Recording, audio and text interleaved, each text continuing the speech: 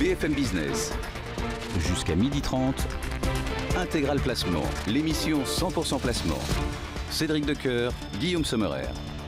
Et on répond donc à vos questions. Vous pouvez nous écrire sur notre site internet bfmbusiness.com, par mail intégralplacement au pluriel @bfmbusiness.fr ou bien encore en nous suivant sur les réseaux sociaux @intplacement, là aussi avec un S à la fin. Et pour vous répondre, aujourd'hui, c'est Frédéric Durand-Bazin qui est resté avec nous, rédacteur en chef du magazine Le Particulier. On y va, Frédéric ? Allez, c'est parti.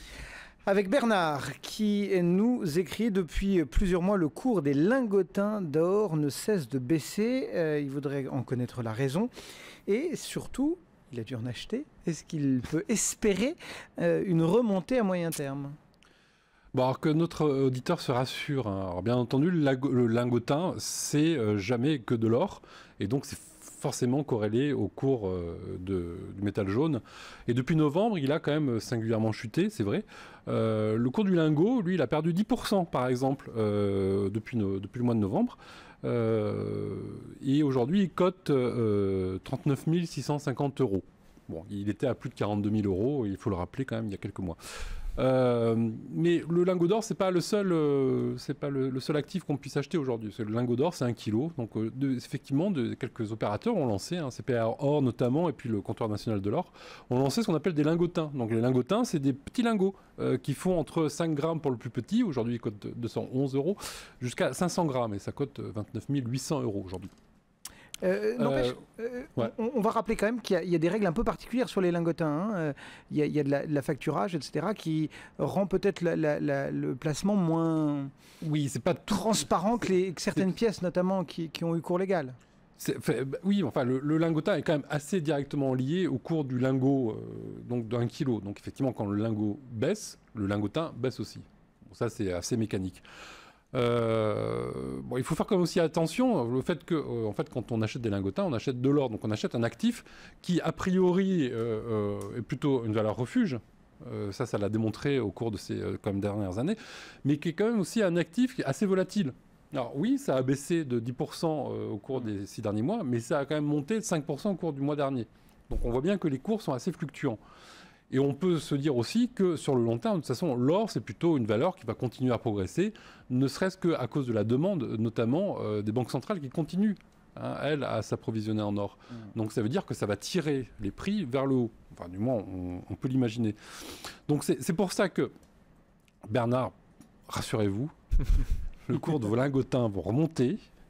Mais conseil de prudence, j'espère que vous n'en avez pas acheté pour plus de 5%, on le dit systématiquement.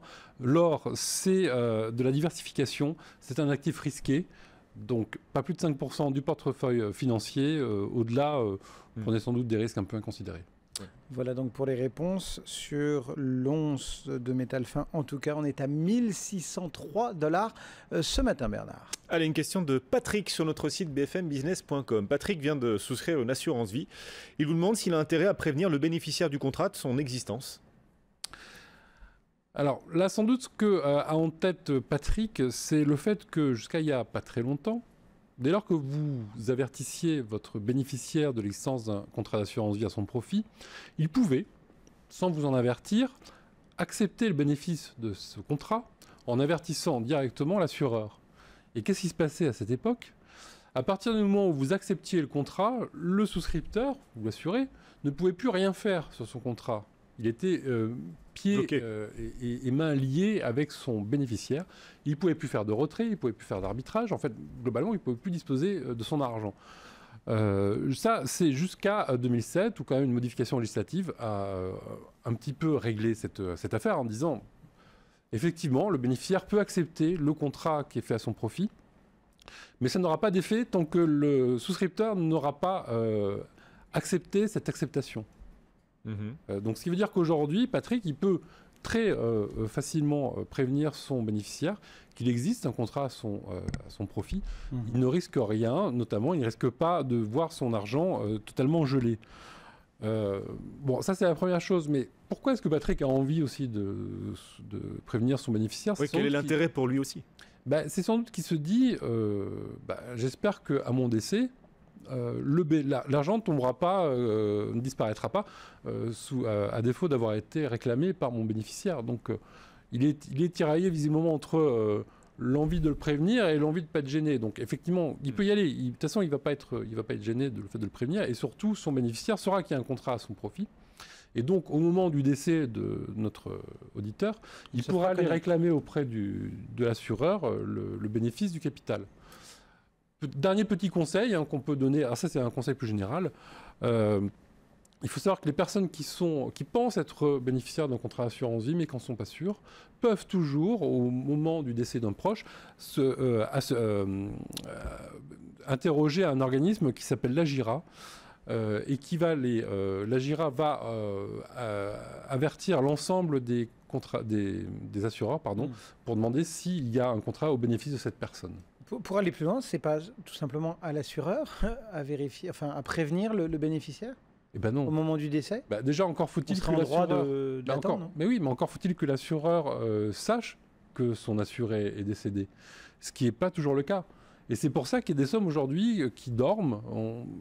Évidemment, c'est difficile à évaluer, mais c'est plusieurs centaines de millions d'euros, visiblement, qui dorment parce que l'assureur ne sait pas que son assuré est décédé et le bénéficiaire ne s'est jamais manifesté. Et donc, du coup, l'assureur continue à faire vivre ses contrats. Alors, il y a une obligation, ou une recommandation qui est faite aux assurés de vérifier quand même que pour leurs assurés les plus anciens, les plus vieux, au-delà de 80 ans, ils regardent quand même régulièrement, ils prennent attache auprès de ces gens-là en leur disant « vous êtes toujours vivant ou pas ?» En tout cas, il y a un moment où il y a une forte présomption de décès. Quand même. Voilà. Et à ce moment-là, s'ils se rendent compte que effectivement l'assuré est décédé, là ils peuvent aller regarder dans le contrat s'il y a un bénéficiaire. Attention parce qu'ils sont capables de faire payer des frais là-dessus pour vérifier si on est vivant. Évidemment. Croyez quoi? À tous les coups. Voilà, Patrick, une réponse à votre question sur votre assurance vie. Valérie, à présent, nous écrit, elle vend son appartement et elle voulait savoir quelles sont ses obligations en matière de sécurité électrique. Est-ce qu'elles doivent être aux normes? Alors, on sort un peu du placement, quoique. Pas tant que ça, finalement, parce que ce qu'il faut savoir, c'est que quand vous donnez un bien à bail à un locataire, vous êtes censé lui livrer un bien en pleine sécurité. Et que si jamais il y a un défaut électrique, c'est votre responsabilité qui est directement engagée. Et une responsabilité qui peut chiffrer rapidement en cas d'électrocution de votre locataire. Si jamais votre installation électrique a conduit à un incendie, donc là c'est votre patrimoine qui est en danger. Donc c'est pour ça qu'il est important quand même de vérifier. Ça c'est dans le cas de location, dans le cas d'une vente aussi? Alors justement, depuis janvier 2009, quand vous vendez un bien pour lequel l'installation électrique a plus de 15 ans, vous êtes obligé de fournir un diagnostic de sécurité électrique au dossier des autres diagnostics techniques. Vous savez, le plomb... C'est juste un constat ou il est contraignant? Non, le problème c'est c'est juste un constat. D'accord. Donc c'est-à-dire que... C'est juste que pour que tout le monde sache... C'est ça. C'est-à-dire que vous n'êtes pas obligé de faire les travaux. L'acheteur, il n'est pas obligé de faire les travaux. Mais en tout cas, vous savsavez quels sont les points qui sont pas aux normes. Alors, l'installateur va vérifier un certain nombre de points. Le fait qu'il y ait un appareil général de commande et de protection, donc un disjoncteur. Il va vérifier qu'il y a un dispositif différentiel de sensibilité. Vous savez, à chaque fois que vous mettez en route votre machine à laver et qu'en même temps, vous avez un autre appareil qui fait court jus, tout saute. Donc ça, c'est important parce que c'est vraiment de la sécurité. Alors ce qu'il faut savoir aussi, c'est que même si le diagnostic est mauvais, effectivement, ce qu'on disait tout à l'heure, vous n'êtes pas tenu de réaliser les travaux. Mais vous pouvez le faire quand même à moindre coût, et c'est là tout l'avantage aussi de diagnostic, c'est de pouvoir remettre aux normes les points qui sont saillants.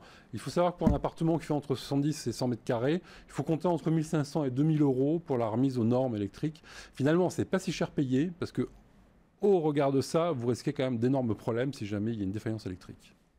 Eh bien donc voilà pour cette question sous tension de Valérie. Petite petite pause, petit coup d'œil sur les marchés, Guillaume. Oui, CAC 40, il faudra qu'on fasse l'électricité, Cédric, tous les deux. Le CAC 40 en baisse, il perd 0,8%, notre CAC 3796 points, parmi les plus forts replis du marché parisien. On a ArcelorMittal qui perd 2,8%, 10,78 €, Michelin aussi en baisse de 2,6%, à la hausse Carrefour qui profite de cette renégociation des tarifs avec le secteur de l'agroalimentaire, renégociation désormais achevée. Carrefour gagne 2,3%, 22,18 €. Technip aussi à la hausse, plus 1%.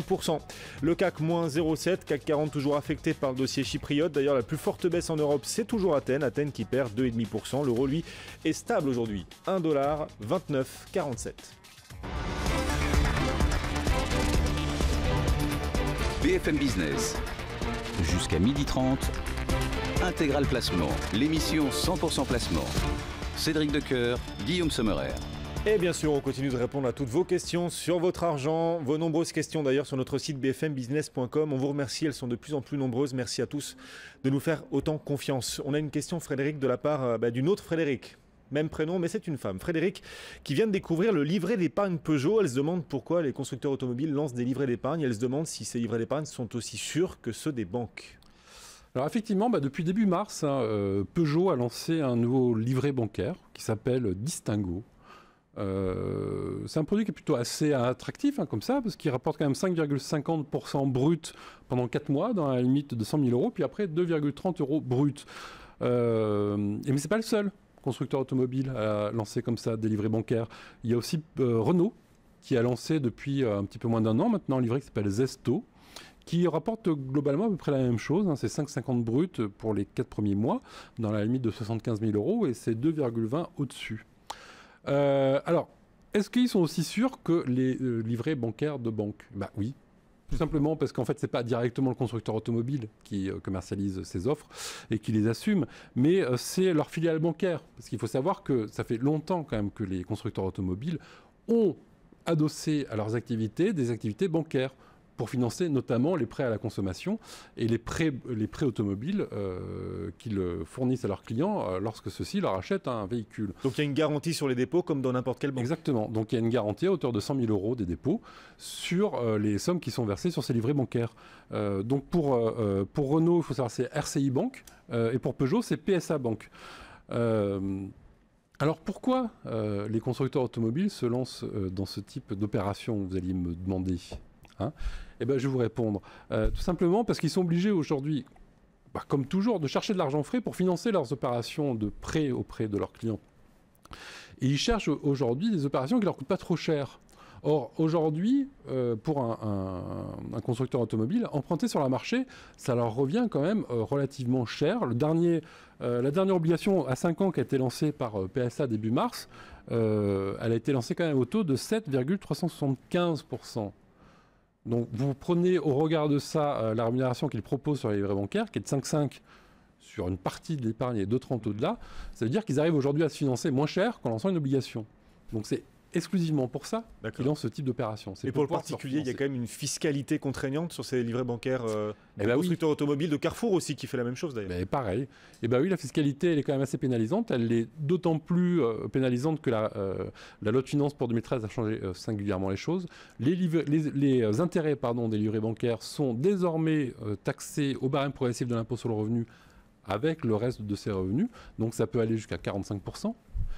Mais vous pouvez quand même continuer à opter pour le prélèvement forfaitaire libératoire de 24% si jamais le montant de vos intérêts n'excède pas 2 000 € par an. Voilà, donc c'est un arbitrage à effectuer. Voilà pour ce qu'on pouvait penser de ces livrets bancaires automobiles, entre guillemets. On essaye, il nous reste 1 minute 20 grosso modo, de traiter la question de Jean-Paul qui s'intéresse aux retraites complémentaires à GIRC et ARCO et la retraite de base. Est-ce que tout cela peut être revalorisé en 2013 ? Vous l'avez vu la semaine dernière, un accord a été conclu entre les partenaires sociaux justement sur la retraite complémentaire à GIRC-ARCO pour essayer d'endiguer les chutes de rentrée d'argent et la faillite pure et simple de ces deux régimes. Donc, qu'est-ce qui va se passer ? Donc, pendant les 3 prochaines années, les pensions ne suivront plus le rythme de l'inflation. La prochaine revalorisation qui sera au 1er avril prochain en fait, pour les pensions Agir, qu'elles ne seront revalorisées que de 0,5 et les pensions Arco, non pardon, c'est les pensions Arco qui seront de 0,8 et les pensions Agir que de 0,5. Quand on regarde en face de ça l'inflation qui est à 1,75, effectivement, il va y avoir une perte d'achat pour les complémentaires. Et quand on sait que pour les cadres et les cadres supérieurs, c'est la plus grosse partie de leur retraite, donc là, la note va être assez dure. 2014-2015, pareil, la hausse des pensions des deux régimes sera moins élevée que l'inflation, ça sera 1 point sous l'inflation. Avec quand même juste cette garantie, c'est que si jamais l'inflation s'élève à moins de 1%, il n'y aura pas de baisse des pensions. La revalorisation sera juste de 0. Bon. Il n'y a plus de quoi rêver sur la retraite complémentaire. Plus tellement, non. Surtout le pire, c'est qu'on sait que le gouvernement aujourd'hui attendait avec beaucoup d'attention la réforme sur les retraites complémentaires pour éventuellement en tirer des enseignements pour la retraite de base. Il y a une réforme qui est en cours, pour lequel il va y avoir un projet qui va être déposé en juin. Et il est fort probable qu'on décorrèle là également la revalorisation des retraites de base. Frédéric Durand-Bazin, rédacteur en chef au magazine Le Particulier. Merci beaucoup Frédéric, à la semaine prochaine. À la semaine prochaine. BFM Business, numéro 1 sur l'économie.